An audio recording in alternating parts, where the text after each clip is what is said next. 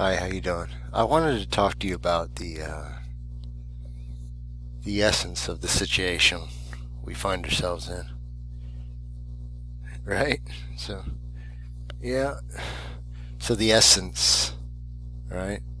The exact, that exact quality, the word, the individual, the person you know as, put in the name blank, whatever. You can never be confused. You absolutely know that the essence of that person, all right? That new creature in Christ. Or you can see if they're still a wild animal. You can still see if they're still rabid, if their mind's still rabid and warped, right? So I want to talk about essence in what you can identify with this fingerprint. So then you actually look at your finger, and I've done this under magnification so I can tell you my observations are that when I wipe my fingertip, the oil comes back almost immediately. All right. Now this is just a picture off the internet. All fingerprints you can identify if you have the person to match it to. But the interesting thing is that just goes to you the construct of the fingerprint. It just shows you the building of the fingerprint. When if you want to identify, you don't need the building, you just need the material. So the essence of the person is the oil, right? So again, when that oil leaves your fingertip, anywhere you touch, everywhere you touch, you are left there. Your essence is. So then that's why think of it even simple, or even simply as if your mother's making cookies or your father's making pancakes, whatever you remember them doing, whatever a fond memory is that they're leaving their essence as they're sliding it off the spatula, or or putting the fingertip on the cookie dough as they're placing it onto the pan. They're leaving their essence each and every time. By their habit, and then by your consumption of that, you're consuming their essence, right? Their fingerprints are on it, all right? So then that is why nothing ever tastes, quote unquote, like X, Y, or Z that your mother or father, whoever used to make. That also goes in the negative. If there's negative remembrances with somebody coming in contact with you, and there was physical contact, okay, that essence was transferred, and therefore there's going to be that stored reaction. All right. So then to identify anyone, all you need is just the essence. Who cares if they touch something? Analyze the oil. That's the essence. That's where your ID is to be made, through a spectrometer, something like that. So anyways, that's kind of here nor there.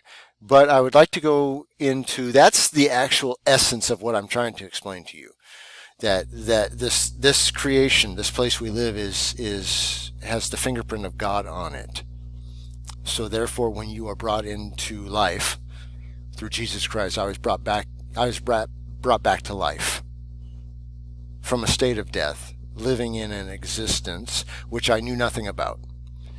My so-called world, which is a place that lived between my temples, left and right side, was all make-believe. I was being told things that I could not believe. Therefore, when I then pushed against the gates, the fences of the establishment, there was resistance. Okay? So once then you are freed from that death, brought into life, reborn through Christ, you are then put into tune with the Creator, our Father in heaven. Do you understand? So then if you are brought into tune with the essence of this place, you would be then above, walking on the water.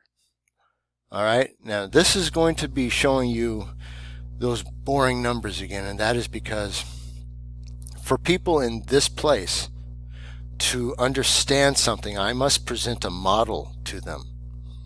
Because if I allow each person to use their own imagination, there's no end to what people would go off the rails with. So this is a specific machine to explain the trap, which almost everybody falls into 100% of the time. All right.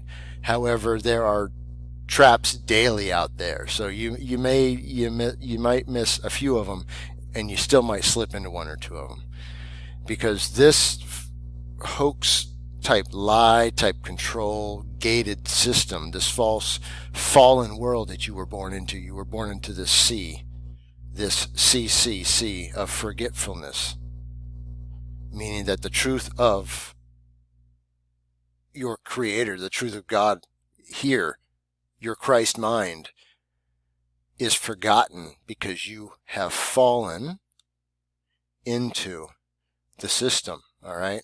And I'm going to move you all the way down to, if you look at the blue and the red, you will see a star. You then understand what those stars mean that you fall under in this place. You are fallen under this gated, and this at the base level, it's a Masonic system, but that's just it's also a Jewish system, so-called, quote unquote. It's the usury system. It's the entertainment, the news system. It's the sports and what is it? Recreational activity turned into money type environment. That's all in there as well. And then how then you understand that once you are fallen into that hoax lie system, all that coding that I used to talk to you about a little bit more all falls into line now. So now you understand why you, as being the one, fell into line with the 47 system. Remember, I showed you that put the 4 sevens together, it makes what's called the swastika idea. So you fall under the sun. You fall under the light, the star light of this world, which is the so-called, quote unquote, for lack of a better term, the Jewish system of entertainment, blah, blah, blah. That is that reality. And unfortunately, that is what powers the poles of most people. You see that I put the poles there. And most people's minds fall within this trap, instead of being free through Christ. Now, there's other traps outside of this system. Don't be wrong. There's although this is the biggest control scheme, there's going to be smaller control schemes for those that actually say, "Oh, we're out of this system, so we're just going to jump into this system." And then there's several other traps. There's all kinds of traps.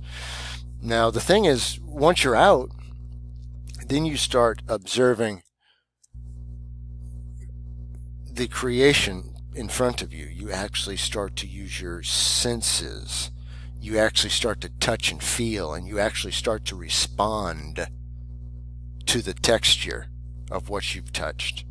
You actually start to observe and note different things. Light, shadow, reflection.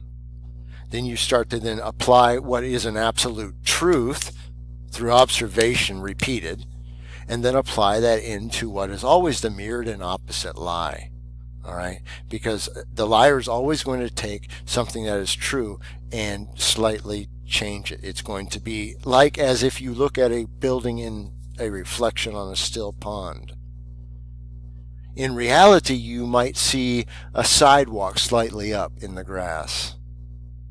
But in the reflection, although it almost looks the same, the building's a little bit taller, that tree seems a little bit taller, and that sidewalk just kind of disappeared. Because you're looking at a reflection of a truth, therefore the angle's different.